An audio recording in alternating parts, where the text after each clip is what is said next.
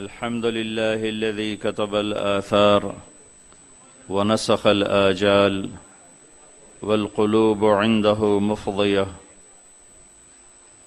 والسر عنده علانية الحلال ما أحل حرام ما حرم والدين ما شرع والأمر ما قضى الخلق خلقه والعبد عبده وهو الله الرؤوف الرحيم وأشهد أن لا إله إلا الله وحده لا شريك له وأشهد أن سيدنا ومولانا محمدا عبده ورسوله أما بعد فأعوذ بالله من الشيطان الرجيم بسم الله الرحمن الرحيم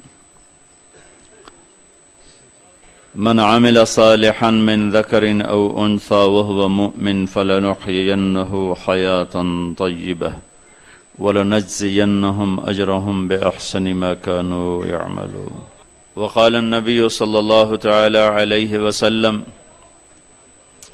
من صان نفسه في شهر رمضان لم يشرب فيه مسكرا لم يعمل فيه خطيئا لم يقذف فيه مؤمنا ببهتان زوجه الله كل ليلة 100 حورا وبنى له قصر لو أن الدنيا كلها وضعت فيه لكانت كمربة عنز في الدنيا أو كما قال صلی اللہ تعالی علیہ وسلم۔ میرے محترم بھائی اور دوستو، ایک بت پرست اپنے بت کو یاد کیا کرتا تھا، یا صنم یا صنم یا صنم یا صنم۔ 70 سال گزر گئے، ایک دفعہ اس کے منہ سے غلطی سے زبان پھسل گئی، یا صمد یا صمد، تو اللہ نے کہا لبیک یا عبدی لبیک، اے لبیک یا عبدی لبیک۔ فرشتوں نے کہا اے اللہ، یہ تو تجھے جانتا ہی نہیں، غلطی سے کیا کیا؟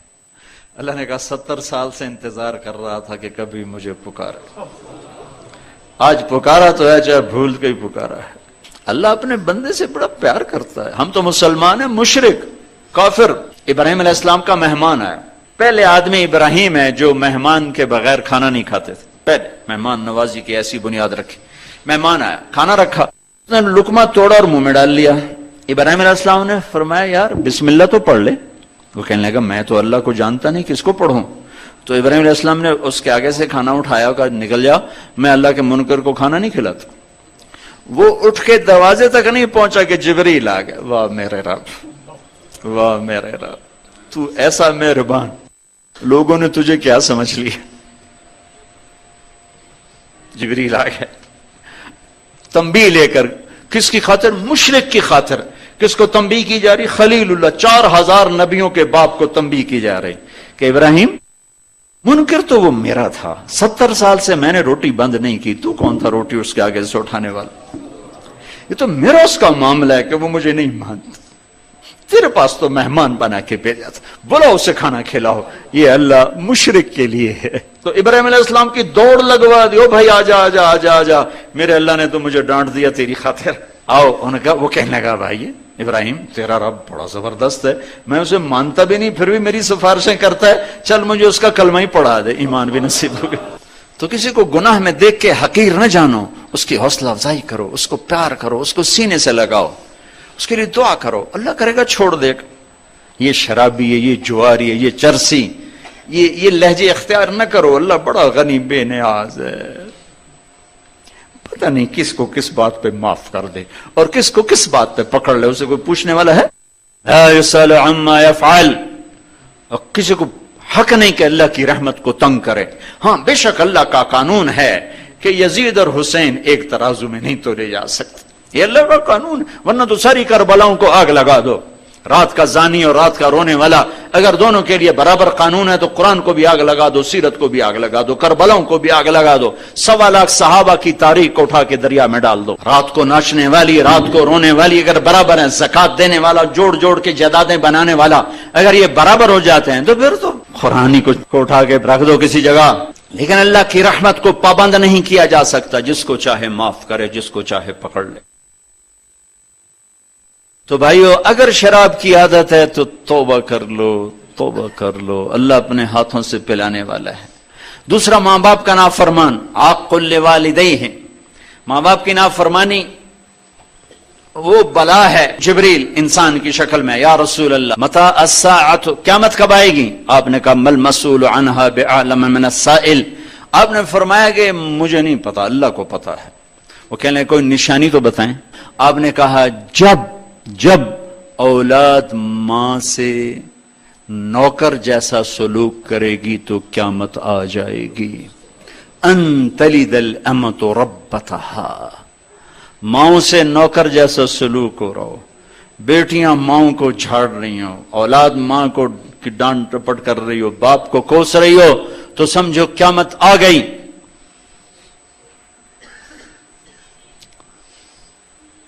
یہ نہیں کہا جب کفر پھیلے گا قیامت آئے گی، حالانکہ جب کفر پھیلے گا قیامت آئے گی، لیکن یہ وہ گناہ ہے جو کفر پہ بھی چھا جاتا ہے۔ ان تلد الامۃ ربتہا، جب ماؤں کو ذلیل کیا جائے گا قیامت آ جائے گی۔ میرے نبی نے فرمایا کاش میری ماں زندہ ہوتی۔ ہے کائنات کے سردار، جنت میں وہ جنت جس سے آگے جنت ہی کوئی نہیں، تو اب تمنا کس چیز کی ہے؟ اب بھی تمنا ہے، ایک امت کو سبق ہے، ایک ماں کا مقام بتایا ہے، کاش میری ماں ہوتی، میرے ماں باپ ہوتے، یا میری ماں ہوتی، اور میں سورۃ فاتحہ عشاء کی نماز میں کھڑا ہوتا، میں سورۃ فاتحہ پڑھ رہا تھا، اور ادھر سے آواز آتی محمد، میری ماں مجھے بلاتی محمد، تو میں ماں کے لیے نماز توڑ دیتا، اور میں کہتا اماں جی لبیک، اماں جی لبیک۔ یہ امت کو سکھایا ہے۔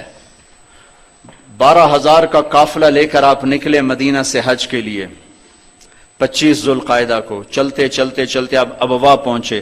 ابوا میں آپ کی والدہ ماجدہ کی قبر ہے، اور یہ 12,000 کا قافلہ 70,000 کا ہو چکا ہے۔ آپ ایک دم راستے سے اندر پہاڑوں میں چل دیے، جنہیں معلوم تھا انہیں تو پتا تھا کہاں جا رہے ہیں۔ 70,000 کا مجمع، حیران ہے آپ اندر پہاڑوں میں کیا کرنے جا رہے ہیں؟ کیا کرنے جا رہے تھے؟ ماں کی قبر کی زیارت کے لیے جا رہے تھے، کہ وہاں قریب حضرت آمنہ کی قبر مبارک تھی۔ 2000 میں حضرت آمنہ کی قبر پہ پہنچا تھا۔ زندگی سفروں میں گزری، بڑے مقدس مقامات پہ پہنچا، بیت اللہ کے اندر 2 دفعہ گیا، پر جو کیفیت میرے نبی کی ماں کی قبر پر میری تھی وہ کبھی نہیں تھی۔ ابھی بھی میرے آنسو نکل آئے، میں ہزاروں دفعہ یہ قصہ سنا چکا ہوں، میں ہر دفعہ روتا ہوں۔ مری کے پہاڑ تو بڑے سرسبز خوبصورت ہیں، جاؤ دیکھو میرے نبی کی ماں کہاں سوئی ہوئی ہے۔ کالے پہاڑ، کانٹے دار جھاڑیاں، کیکر، پتے تھوڑے کانٹے زیادہ، بڑے بڑے پتھر، نوکیلے بھی، بڑے بھی، چٹانے بھی، کوئی راستہ نہیں ہوگا اس زمانے میں کوئی پیدل کا شارٹ کٹ جہاں سے آ رہے تھے۔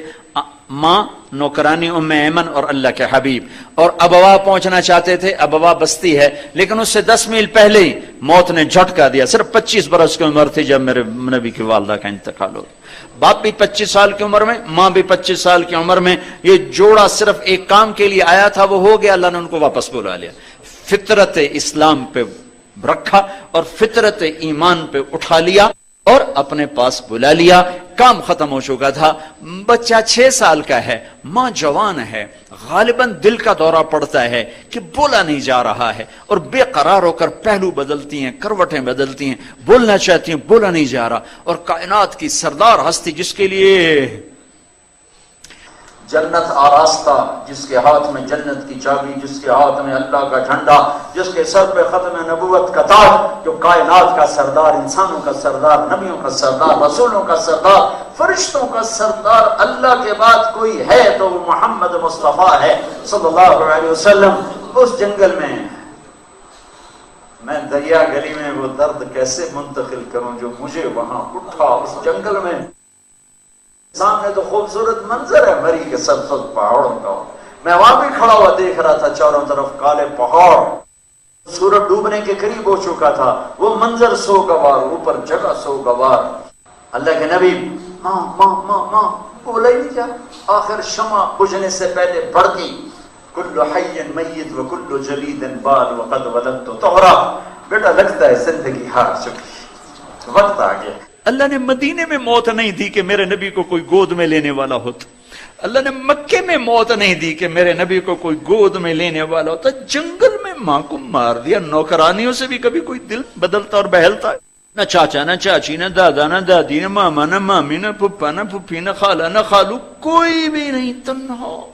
اے ہے زندگی ہاری ہے تو میرا نبی کیا رویا ہے سینے پہ سر رکھ کے، ماں ماں ماں ماں۔ میں وہاں کافی دیر کھڑا، 14 صدی پیچھے ایک چھوٹے سے 6 سال کے بچے کو ماں کے سینے پہ سر رکھ کے روتے ہوئے دیکھ رہا تھا کہ وہ کس طرح تڑپ رہا ہے، بلک رہا ہے۔ پتھر جوڑ کے میت کو دفنا دیا، نیچے اترے، پہاڑ ہے، کوئی 50 فٹ اونچا پہاڑ ہے، جو اب 70 فٹ اونچا، نیچے اترے تو اب دوبارہ بھاگ کے اوپر چڑھ گئے پہاڑ پر۔ ام ایمن پیچھے گئی ہیں، وہ منظر تھا کہ عرش بھی پھٹ رہا تھا، مینا کے پہاڑ موم ہو کے پگھل رہے تھے، ایک ایک پتھر آنکھ بن کے آنسو بہا رہا تھا، اور ایک ایک سنگریزہ زبان بن کے چیخ رہا تھا، پکار رہا تھا۔ میرے نبی ماں کی قبر کو لپٹے ہوئے تھے اور اوپر پڑے ہوئے تھے۔ جب ام ایمن قریب آئی تو آپ کہہ رہے تھے، اماں تجھے تو خبر تھی تیرے سے میرا کوئی نہ تھا، کہاں چلی گئی مجھے چھوڑ کے؟ تجھے تو خبر تھی تیرے سوا میرا کوئی نہ تھا، پھر تو کہاں چلی؟ کس کی گود میں سر رکھوں؟ ام ایمن نے پکڑا، بیٹا اٹھو، کہا نہیں مجھے چھوڑ دو، میں ماں کے سوا کہیں نہیں جاؤں گا۔ کھینچ کے اٹھایا، اونٹ پہ بٹھایا، اونٹنی پہ۔ 3 راتوں کا سفر ابھی باقی ہے، سارا سفر روتے روتے گزرا ہے۔ یہ کائنات کی سردار ہستی ہے، کیا بے نیاز ہے میرا اللہ۔ آپ نے اونٹنی کو موڑا، 70,000 کا مجمع، اور چلتے جا رہے ہیں، لوگ حیران ہو رہے ہیں، کیا ہے کیا ہے کیا ہے؟ چند خاص لوگوں کو پتا ہے کہ کیا ہے۔ اب وہاں تشریف لائے، اونٹنی کو بٹھایا، پہاڑی پر چڑھے، اور ماں کی قبر کے سرانے یوں گھٹنے اٹھائے، ہاتھ یہاں رکھے اور سر گھٹنوں میں دیا، اور پھر جو روئے ہیں جیسے چھوٹا 6 سال کا بچہ روتا۔ 63 سال کے محمد 6 سال کے بچے بن گئے، اور ماں کی قبر کے سرانے اتنا، اپریل کا مہینہ، سر ننگا، اتنا روئے کہ سارا وجود تر آنسوں سے، ساری داڑھی تر آنسوں سے، ہچکیاں لگ گئیں، ہچکیاں۔ پھر فرمایا میں آج رات اپنی ماں کے پاس گزاروں گا۔ 70 وہاں تو 70 آدمی نہیں بیٹھ سکتے، 70 کہا بھائی ادھر پھیل جاؤ، میں آج رات اپنی ماں کے پاس گزاروں۔ یہ پیغام دیا ہے، میرے نبی کو خبر تھی ماں باپ کے ساتھ کیا ہونے والا ہے، کیسے مائیں ذلیل ہوں گی، کیسے باپ ڈر رہے ہوں گے جوان اولادوں سے۔ آپ نے کہا عمر تیرے زمانے میں ایک شخص آئے گا، اس کا نام ہوگا اویس بن عامر، اس کا قبیلہ ہوگا مراد، اور اس کی شاخ ہوگی قرن، اس کا رنگ ہوگا کالا، قد ہوگا درمیانہ، اسے برس کی بیماری ہوئی تھی، اب وہ ٹھیک ہو گیا ہے، بس ایک نشان جسم پہ سفید باقی ہے، باقی سب وہ ٹھیک ہو گیا ہے۔ جب وہ آئے نا تو علی سن، تو بھی عمر تو بھی، دونوں اس سے دعا کروانا۔ انہیں حیران ہو کے دیکھا کہ ہم اس سے، وہ کس لیے؟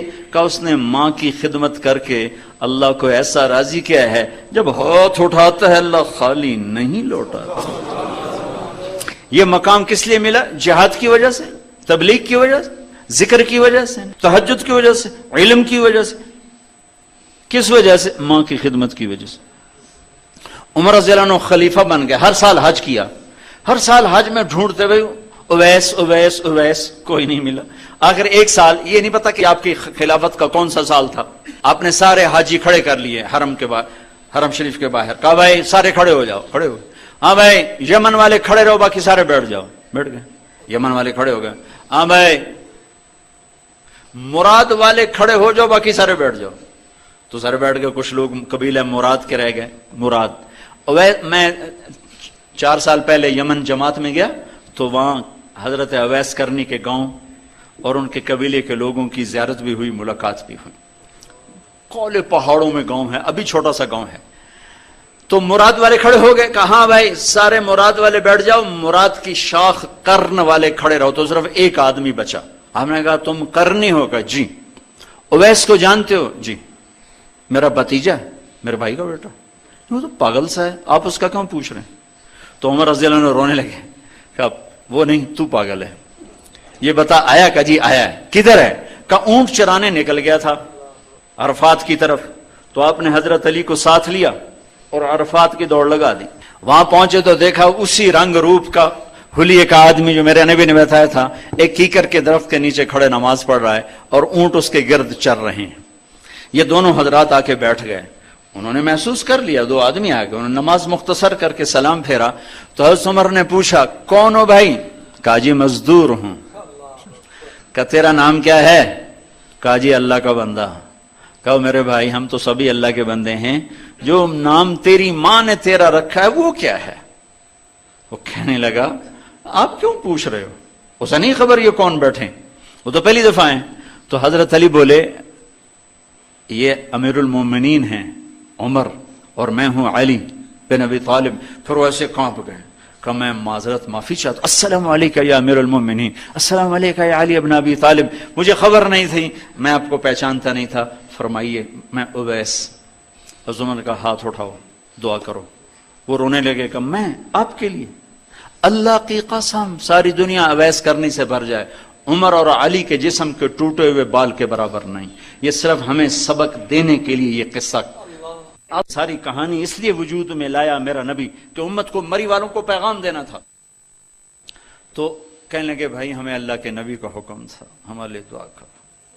تو انہوں نے ان کے لیے دعا کی اور اتنی بڑی ہستیوں نے آمین کہا۔ پھر میرے نبی نے فرمایا کہ قیامت کے دن جب حساب ہو جائے گا تو لوگ جنت میں جا رہے ہوں گے، اویس بھی جا رہا ہوگا، چلتے چلتے چلتے چلتے چلتے جنت کے دروازے پر آئیں گے تو اللہ کہے گے اویس کو روک دو باقی چلے جاؤ۔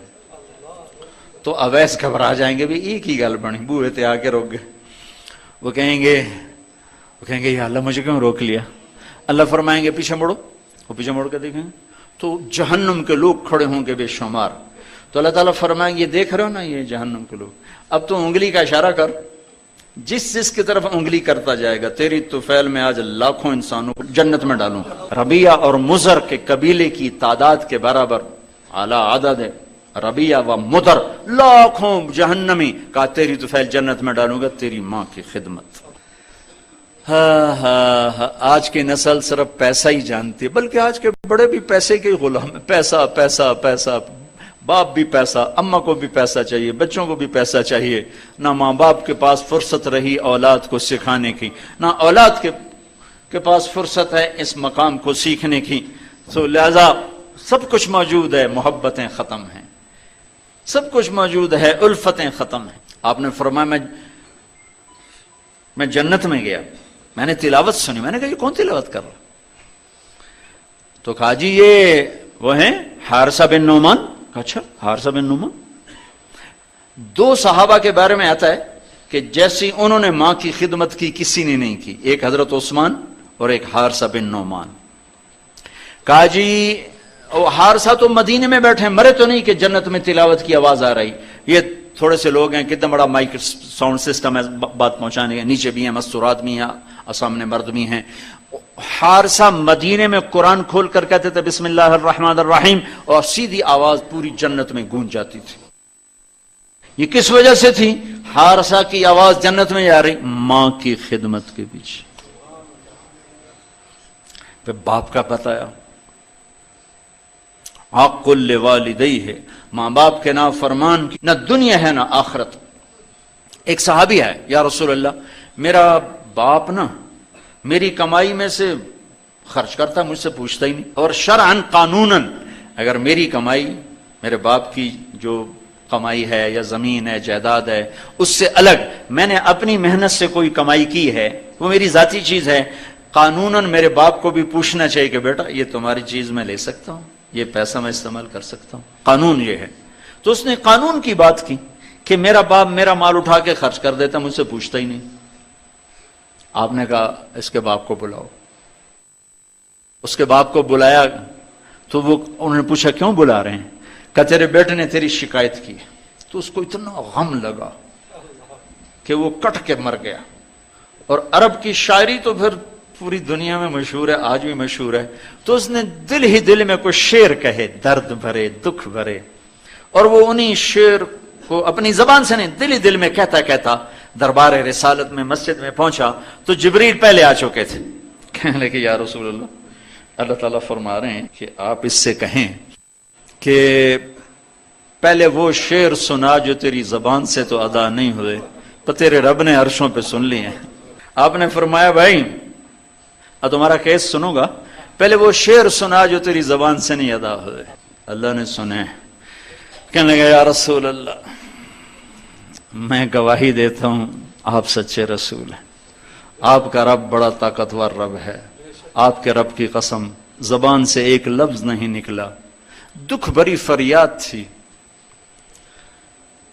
جو دل کی دنیا میں اٹھی اور وہیں گم ہو گئی، سینے سے اٹھی اور سینے میں ہی دفن ہو گئی، پر آپ کے رب نے عرشوں پہ سن لیا۔ آپ نے کہا اچھا سنا تو صحیح میرے بھائی۔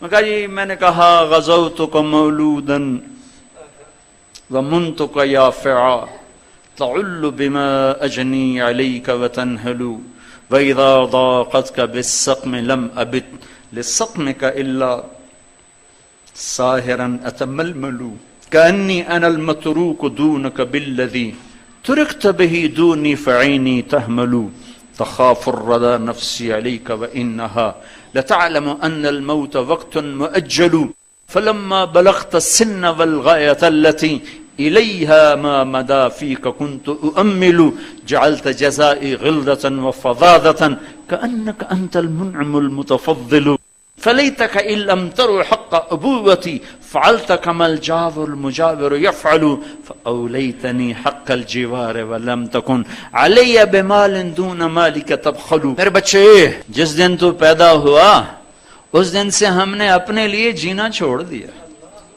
ہم نے تیرے لیے جینا شروع کیا۔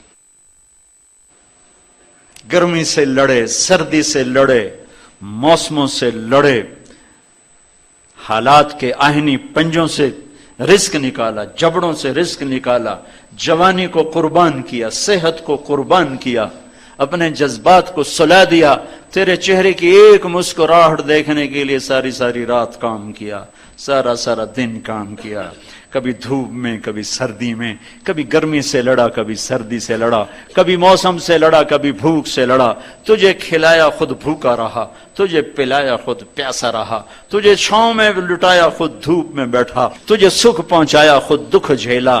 میری تو زندگی پھر تیرے لیے ہوگی، میں نے اپنے لیے جینا چھوڑ دیا۔ جب کبھی تو بیمار ہوا تو ساری رات میں اور تیری ماں تیرے سرانے بیٹھ کے دھڑ دھڑ دل دھڑک رہے ہوتے تھے، کہیں مر نہ جائے، کچھ ہو نہ جائے۔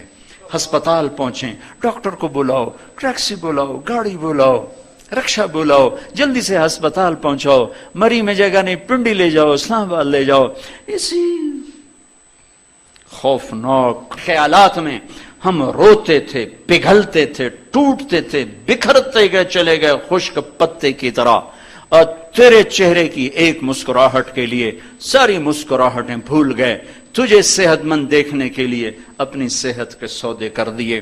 اور اس طرح ایک دن نہیں گزرا، یہ شب و روز گزرے، دن اور رات گزرے، لیل و نہار گزرے، بہار و خزاں گزری، رت بدلی، موسم بدلے، بادل اندھیری بارش آئے اور گئے، یہاں تک کہ تو پروان چڑھتا گیا، میں ڈھلتا گیا، تجھ میں جوانی میں رنگ بھرا اور بڑھاپے نے میرے سارے رنگ نوچ لیے۔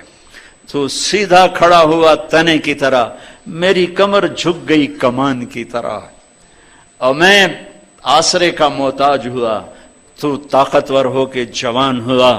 پھر مجھے خیال آیا کہ میں اس کی انگلی پکڑ کے چلا، گود بٹھا کے چلا، کندھے بٹھا کے چلا، ہاتھ بٹھا کے چلا، اس کے لیے در در کی ٹھوکریں کھائیں۔ آج جب میں بوڑھا ہوا ہوں تو اب یہ میری انگلی پکڑے گا، میرا ہاتھ پکڑے گا، میں اس کی لاٹھی بنا، یہ میری لاٹھی بنے گا۔ لیکن ایک دم میرے بیٹے تیری آنکھیں ماتھے پہ چڑھ گئیں، تیرے تیور بدل گئے، تو مجھے یوں دیکھنے لگا جیسے میں تیرا باپ نہیں، میں تیرا نوکر ہوں۔ تو میں نے اپنی زندگی کو جھٹلا دیا اور میں نے کہا میں خواب دیکھ رہا تھا کہ میں باپ ہوں۔ نہیں میں باپ نہیں، میں نوکر ہی ہوں، میں پڑوسی ہوں۔ تو اچھا میرے دوست، اگر میں پڑوسی ہوں تو پڑوسی کو بھی تو لوگ پوچھ ہی لیتے ہیں، کبھی مجھے پوچھ ہی لیتا کہ بھائی کسی چیز کی ضرورت تو نہیں، کچھ چاہیے تو نہیں۔ یہ اتنے درد بھرے اشعار ہیں کہ میں نے تو میرے تو اتنی فصاحت نہیں کہ میں اس کا ترجمہ کر سکتا، لیکن یہ وہ اشعار تھے کہ میرے نبی زار و قطار روتے اور آپ پھوٹ پڑے اور آپ کی داڑھی آنسوں سے تر ہو گئی اور آپ نے اس کو گریبان سے پکڑا اور یوں جھٹکا دے کر اٹھ جا، دفع ہو جا، انت و مالک لابیک، تو باپ کے خلاف مقدمے کرتا ہے، نکل جا، تو اور تیرا سب کچھ تیرے باپ کا ہے۔ یہ صرف روزے شب قدر سے متعلق نہیں ہے کہ ماں باپ کا نام فرمان ہے تو اس کی شب قدر برباد ہو گئی، ماں باپ کا نام فرمان ہے تو سب کچھ برباد ہو گیا۔ ہے بجلی کا جانا تو ٹھیک ہے، بڑی مشقت کی بات ہے، لیکن کوئی اتنی بڑی بات نہیں ہے۔ ہمارے تھر پار کر میں آج بھی 2000 سال پرانی زندگی ہے، لوگ ہم سے زیادہ صحت مند ہیں۔ گھر گھر میں ماں باپ کی نافرمانی یہ میرے دیس کا زوال ہے۔ لوڈ شیڈنگ میرے دیس کا زوال اتنا نہیں ہے، گیس کی کمی اتنا زوال کا سبب نہیں ہے، سب سے بڑا زوال کردار کا ہے۔ گھر گھر میں لوڈ شیڈنگ ہے، ماں باپ دکھی ہیں اولاد سے۔ ایک جوان بیٹا باپ سے کہہ رہا تھا تو آج تائیں میرے واسطے کی اور اس کا باپ جو اس کے چہرے پہ کرب تھا وہ زبان حال سے تو کہہ سکتا تھا، زبان قال سے کچھ نہیں کہہ سکتا تھا۔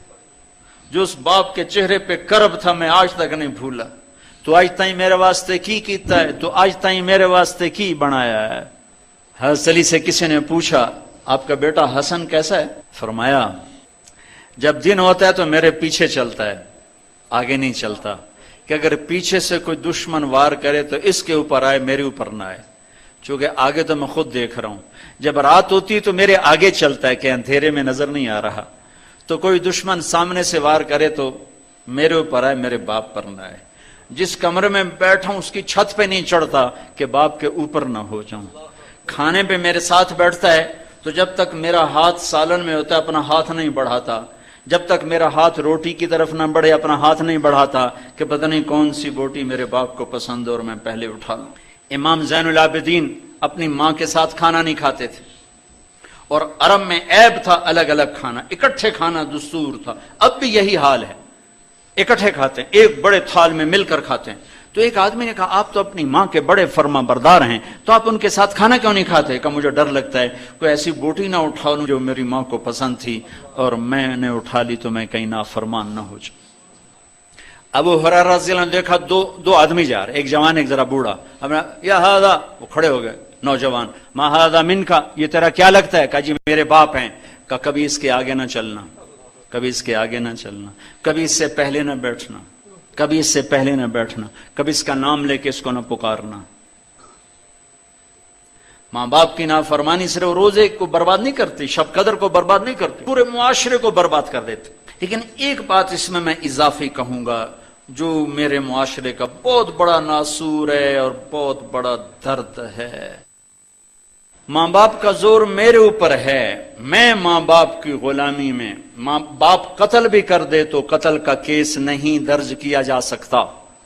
باپ اگر اپنے بیٹے کو قتل کر دے تو اس کے بدلے میں باپ کو قتل نہیں کیا جا سکتا، باپ کا اتنا حق ہے، لیکن یہ سارا حق میرے اوپر ہے، میری بیوی پر نہیں ہے۔ میرے ماں باپ ہیں، ساس سسر کا بہو پہ کوئی شرعی حق کوئی نہیں ہے، لیکن یہ میرے معاشرے کا جبر ہے کہ آنے والی لڑکی پس کے رہ جاتی ہے۔ خامن سے زیادہ سسر کا حق، خامن سے زیادہ ساس کا حق، خامن سے زیادہ خامن کی بہنوں کا حق، خامن سے زیادہ خامن کے بھائیوں کا حق۔ یہ ظلم و ستم روا ہے، اور ہر گھر میں کوئی کروڑوں میں ایک گھر ایسا ہو جس میں رواداری ہو تو الگ بات ہے، لیکن ہر معاشرے میں یہ ظلم ہے۔ وہ کہتے اساں شادی اس واسطے کیتی، ہن ساڈی روٹی ساڑیاں دھیاں پر نہیں گئیاں، ہن ساڈی روٹی کون پکاوے؟ ساڈے پتر دی بیوی نہ پکاوے تو ہور کون پکاوے؟ ہاں اس کی سعادت ہے وہ پکائے، اس کی جنت ہے وہ پکائے، اس کی خوشبختی ہے وہ خامند کے ماں باپ کی خدمت کرے، لیکن جان بین میں حق کسی کا کوئی نہیں ہے۔ نہ ساس سسر کا حق ہے بہو پر، نہ بہو کا حق ہے ساس سسر پر۔ میرے ذمہ اپنی بیوی کے حقوق ہیں، میری بیوی کے ذمہ میرے حقوق ہیں، میرے اوپر میرے ماں باپ کے حقوق ہیں۔ میرے اوپر میری بہنوں کے حقوق ہیں، میرے اوپر میرے بھائیوں کے حقوق ہیں، میری بیوی ان کے لیے، یا میری بیوی کا ان پر یا ان کا میری بیوی پر کوئی حق نہیں ہے۔ لیکن آج ہر گھر میں لڑائی ہے، ساس بہو کی نفرت، سسرال اور بہو کی نفرت، اس نے آگ لگا دی ہے اور معاشرہ انتہائی ناہموار ہو چکا ہے۔ ایک یونیورسٹی میں بیان کیا لاہور میں، تو بیان کے بعد ہم بیٹھے تھے ان کے چانسلر کے کمرے میں، تو ایک کہا جی ایک لڑکی آپ سے ملنا چاہتی۔ میں نے کہا میں اب بھی مصروف ہوں، بعد میں مل لوں۔ کہا جی وہ بہت رو رہی ہے، بہت رو رہی ہے۔ میں نے کہا پتہ نہیں کیا مسئلہ بنا، تو میں اٹھ کے چلا گیا، ساتھ ایک اور کمرہ تھا، وہاں بیٹھ گئے۔ اس نے مجھے ایک پرچہ دے دیا، پرچہ تو خیر میں نے بعد میں پڑھا۔ مجھ سے کہنے لگی کہ مولانا آپ عورتوں کے حقوق بہت بیان کرتے ہیں، لیکن آپ نے کبھی مطلقہ عورت کے بارے میں تو کچھ نہیں کہا کہ اس پہ کیا ظلم ہوتا ہے اور اس پہ کیا بیت جاتی۔ میں نے کہا تم طلاق یافتہ ہو؟ کہا جی میں بالکل جوان 22-23 سال کی عمر۔ کہا جی میں طلاق یافتہ ہوں۔ کیوں طلاق ہوئی؟ کہا جی میری اور میرے خامند میں بہت محبت تھی، ہم ایک دوسرے کے بغیر رہ نہیں سکتے تھے، بس میرے سسر نے کہا مینو چنگی نہیں ہو لگتی انہوں کٹ دے کروں۔ کہ پورا سال میرا سسر میرے خامند اوے مینو چنگی نہیں ہو لگتی انہوں طلاق دے، اوے انہوں فارغ کرو مینو چنگی نہیں ہو لگتی۔ کہ تنگ آ کے میرے خامند نے روتے روتے مجھے اپنے ماں باپ کے گھر آ کے چھوڑ دیا کہ میں بے بس ہوں، میں کچھ نہیں کر سکتا۔ یہ ظلم و ستم تقریباً ہر گھر میں، آنے والی بچیوں کی زندگی آگ بن جاتی۔ سسرال کا معاشرہ عیب ہی دیکھتا ہے، خوبیاں نہیں دیکھتا۔ ماں باپ اپنی بچیوں کے عیب چھپاتے ہیں، سسرال والے بچیوں کے عیب ابھارتے ہیں۔ انہیں اپنی بہو میں 100 خوبیاں نظر نہیں آتی، ایک عیب نظر آتا ہے۔ یہ میرے معاشرے کا درد ہے، میں دکھ سے یہ بیان کر رہا ہوں۔ میرے نبی کی شریعت کیا کہتی ہے کہ اگر لڑکی مطالبہ کرے اور خامند کو وسعت ہو، وہ کہ میں نے الگ گھر میں رہنا ہے، تو لڑکے کے ذمہ ہے بیوی کو الگ گھر لے کر دے۔ اگر الگ گھر لے کے دینے کی وسعت نہیں ہے تو پھر یہ واجب ہے ایک کمرہ الگ اس کا ہو جس کی چابی اس کے ہاتھ میں ہو، ایک کچن اس کا ہو جس کی چابی اس کے ہاتھ میں ہو، ایک ٹوائلٹ اس کا ہو جس کی چابی اس کے ہاتھ میں ہو۔ اس کا کچن الگ کرے، اس کا ٹوائلٹ الگ کرے، اس کا کمرہ الگ کرے۔ وہ کچن الگ نہیں کر کے دے سکتا تو کمرے کے باہر ایک چولہا رکھ کے دے دے کہ یہ تیرا کچن ہے۔ اس حد تک اللہ نے حق رکھا ہے۔ لیکن ہمارے آنے والی بچی نے اس خامند کے باپ کی بھی خدمت کرنی ہے، ماں کی بھی کرنی ہے، بہنوں کی بھی کرنی ہے، بھائیوں کو بھی کرنی ہے، کوئی اور ہے تو اس کی بھی کرنی ہے، اور کئی تھک ہار کے لیٹ جائے تو تانے الگ سننے ہیں۔ کہیں اس کا الٹ بھی ہے کہ آنے والی لڑکی وہ اس قدر آگ لگا دیتی ہے کہ اپنے خامند کو ماں باپ سے کاٹ دیتی، بہن بھائیوں سے کاٹ دیتی۔ یہ کیسز بھی ہیں، یہ نہیں کہ یہ نہیں، یہ بھی ہیں، یہ بہت تھوڑے ہیں، بہت تھوڑے ہیں۔ اس بچے نے مجھے رلا دیا اور کہا مولانا آپ کو پتہ ہمارا معاشرہ مطلقہ سے کون شادی کرتا ہے، بیوہ سے کون شادی کرتا ہے؟ پھر مجھے یہ حدیث یاد آئی، میں نے اس کو بیانوں میں کہنا شروع کیا۔ پہلے واقعہ میں نہیں کہتا، اس بچی کے آنسوں نے مجھے بہت سبق دیا۔ اللہ کے نبی نے فرمایا سب سے عظیم صدقہ بتاؤں، سب سے مہا صدقہ بتاؤں، سب سے بڑا صدقہ بتاؤں؟ انہوں نے کہا جی وہ کیا؟ کہا الابنۃ المردودہ، جس کی بچی کو طلاق ہو گئی اور وہ گھر واپس آ گئی، اس پہ خرچ کرنا سب سے بڑا صدقہ ہے۔ چونکہ وہ ماں باپ پر بھی بوجھ بن جاتی تو بھائی تو پہلے ہی آزاد ہوتے ہیں۔